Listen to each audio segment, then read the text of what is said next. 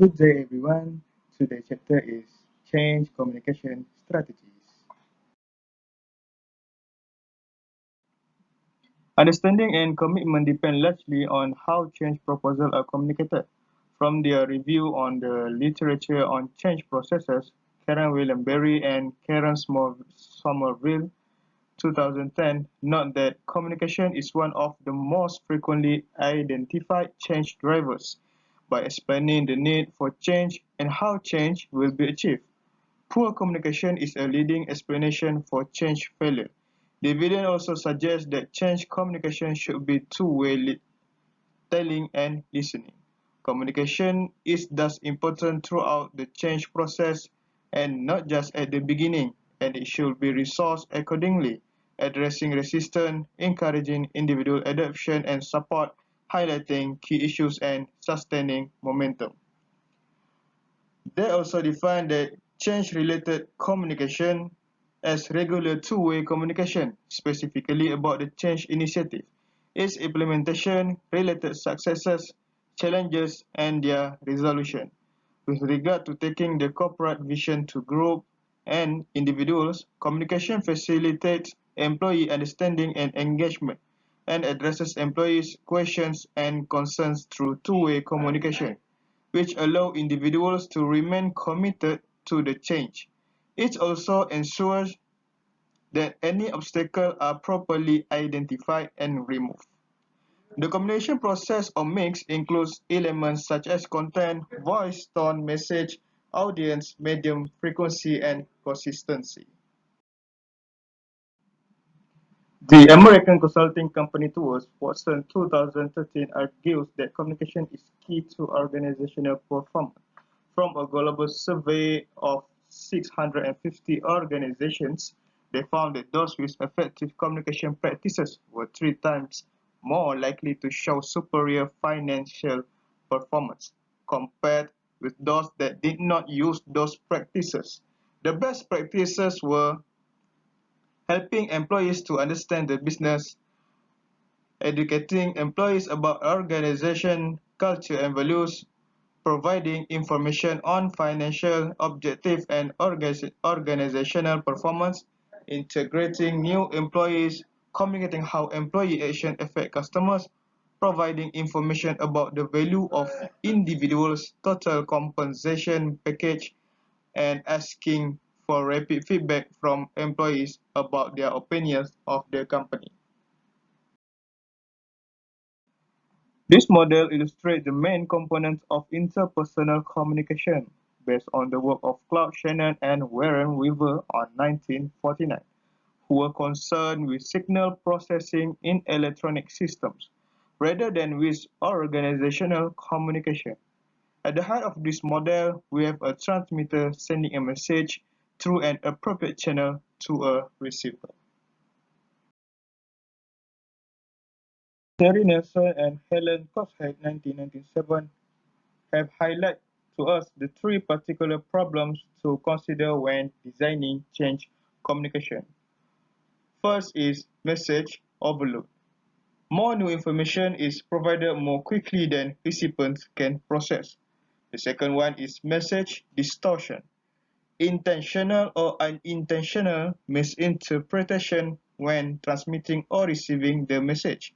And lastly is message ambiguity. As noted earlier, ambiguity allows different interpretation, but this should not exceed recipients' ability to tolerate ambiguity, which can be reduced by anxiety. Thank you. Now I'm going to talk about communication media. In this part, it will be focusing on richness in communication media. Richness in communication media is the ability of the communication to transmit rich messages from the sender to receiver. According to Duff et al., richness is characterized as the amount of feedback, social cues, language variety, and personal locus that is conveyed to a communication partner. So, in change management, richness in communication media can be related to the ability of the employers as the sender to communicate change to their employees. Different types of media can be used to different audience depending on the need of communication. Moving on to the next slide. This is the media richness hierarchy. It shows that more personal communication with physical presence, such as face-to-face communication, has higher media richness. Meanwhile, communication through impersonal static media, such as giving out flyers, has lower media richness. Next is the communication strategy continuum.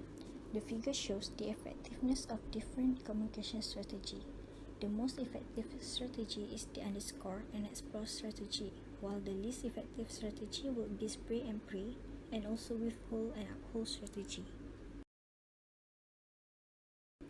As the most effective communication strategy, in underscore and explore strategy, the employees are being included in communicating about the change process in the company.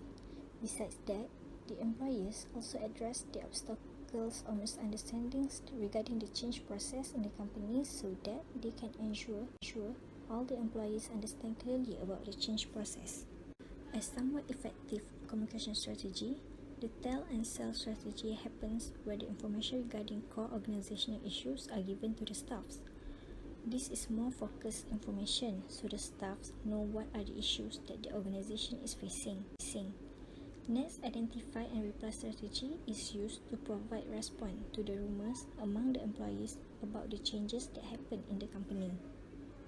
As the least effective communication strategy, spray and pray strategy happens where a wide variety of information are given to the employees.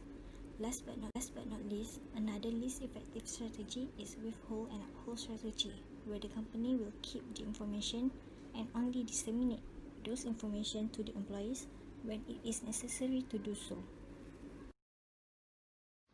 Bismillahirrahmanirrahim. Assalamualaikum warahmatullahi wabarakatuh. Today, I would like to present my part is contingency approaches to change communication. Communication strategy and type of management. Firstly, from downstairs and distal P, they argue a communication strategy must reflect the type of organizational change that is being proposed. There are four proposals. Firstly, development or incremental transaction aims so that it make more widespread involvement, emphasizing face-to-face communication and the use of change teams to identify initiative and broaden commitment. Second, task focuses transactions seek to align employee behavior, that is with management initiative. So these are primarily top-down in nature using formal communication channel, for example, email, memos, and others.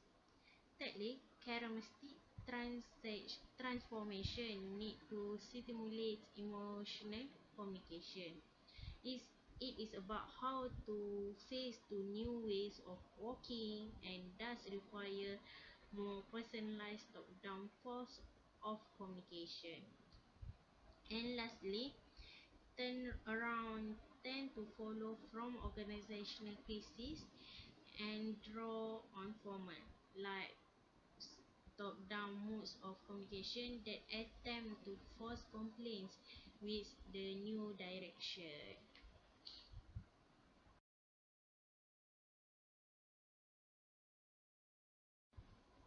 Secondly, Bill Quire 2008 also argued that a communication strategy should be determined by the degree of change that is going to be implemented, so that the more significant that change, the more employees need to be involved. Bill Quaker also uses the communication escalator. The communication escalator have five stages. First stage is awareness. For example, newsletter, video, electronic mail. Second stage, understanding, such as roadshow, video, conferencing, customer forums. Thirdly, support, seminar, training, courses, business forums, multimedia. Fourth stage is involvement. For example, team meetings, feedback, forums, pick up, programs, interactive and others. And last stage is commitment. Commitment for the example, updates, team problem solving and talk back. So we can conclude the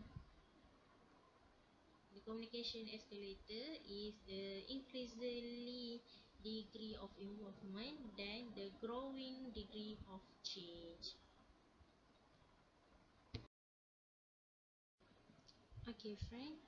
Now we go to the communication strategy and stage of change.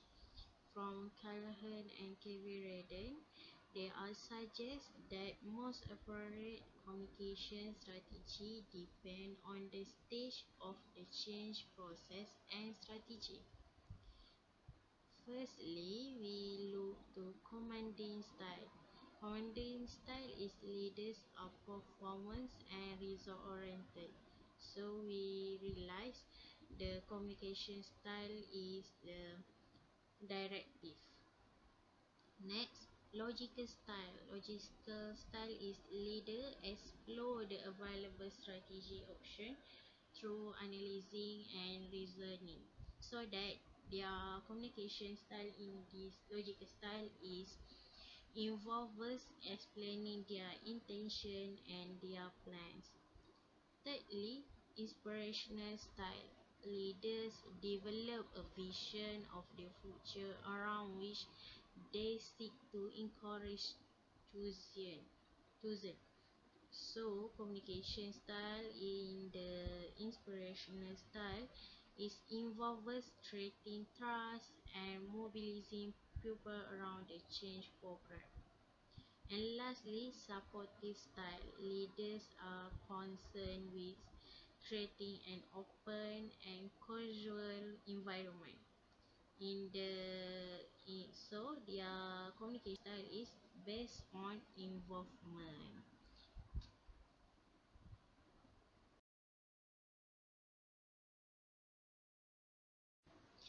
Okay, the second is read from Randon.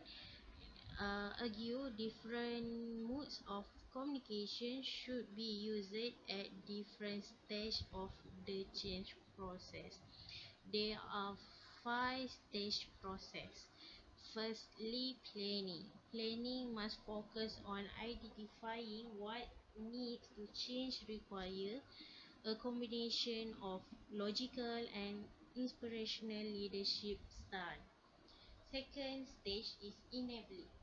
As pupils are selected and trained in relation to the change process, a combination of logical, inspirational, and supportive style are needed.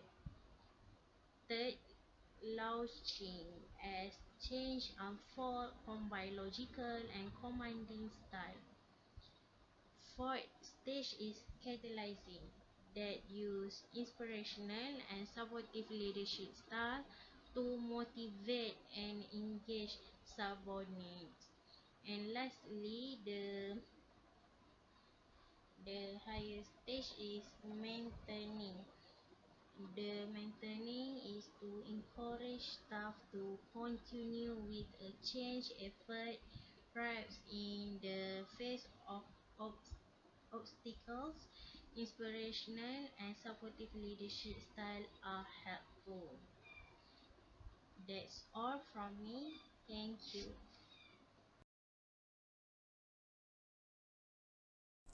So, I will continue to explain about change conversation skills. Language that we use is important in organizational change context due to the sensitivity of issue. However, for the change manager, the understanding of the change made is shared in a formal or informal meeting and conversation. Brief, unplanned, casual conversation is a powerful channel for exchange of ideas and understanding between the change manager and the person who are involved. Silence during conversation also send a signal, right?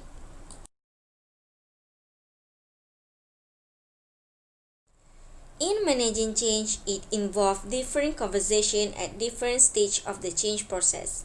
The four conversation has different purpose and different impact on the listener. There are four types of conversation.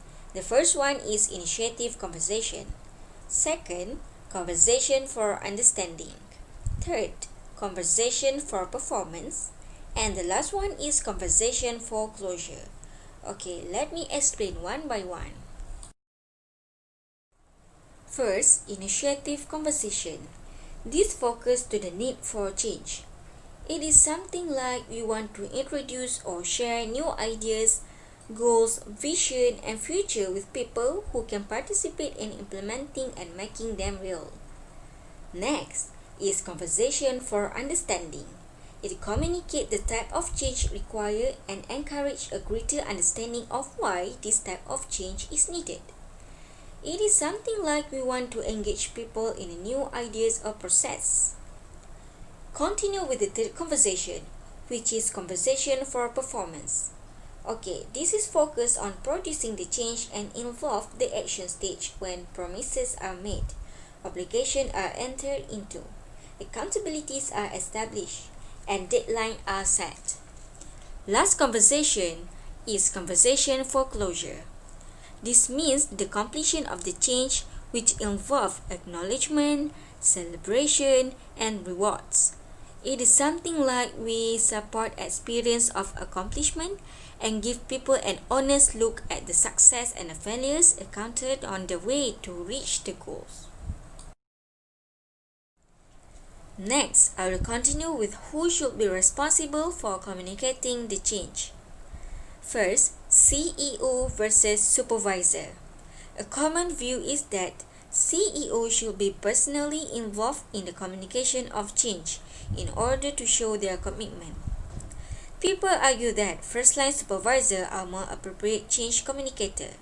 This is because of they are opinions leaders which are more likely to be known to and trusted by staff. Other than that, first-line supervisors are more regular personal contact with staff and small group contacts, so that they show that they are more suitable and able to communicate about change. Second is tag team. Okay, what is tag team? Tag team is transition management team, which is a group of senior staff who work full-time on the change initiative, and they are the ones that will report to the chief executive CEO, who are committed to managing the change process with all their time and energy. The role of tag team is to stimulate conversation and allow the information to be shared across internal organization boundaries.